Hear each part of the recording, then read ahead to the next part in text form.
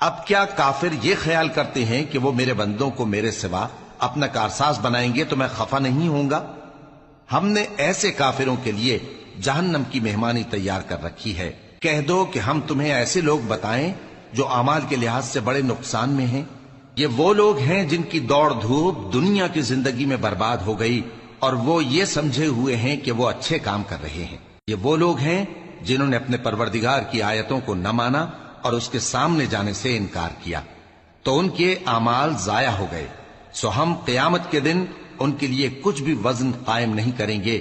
یہ ان کی سزا ہے، یعنی جہنم، اس لیے کہ انہوں نے کفر کیا اور ہماری آیتوں اور ہمارے پیغمبروں کی ہنسی اڑائی۔ جو لوگ ایمان لائے اور عمل نیک کیے ان کے لیے بہشت کے باغ بطور مہمانی ہوں گے، ہمیشہ ان میں رہیں گے اور وہاں سے مکان بدلنا نہ چاہیں گے۔ کہہ دو کہ اگر سمندر میرے پروردگار کی باتوں کے لکھنے کے لیے روشنائی ہو تو قبل اس کے کہ میرے پروردگار کی باتیں تمام ہوں سمندر ختم ہو جائے، اگرچہ ہم ویسا ہی اور اس کی مدد کو لائیں۔ کہہ دو کہ میں تمہاری طرح کا ایک بشر ہوں، البتہ میری طرف وہی آتی ہے کہ تمہارا معبود وہی ایک معبود ہے۔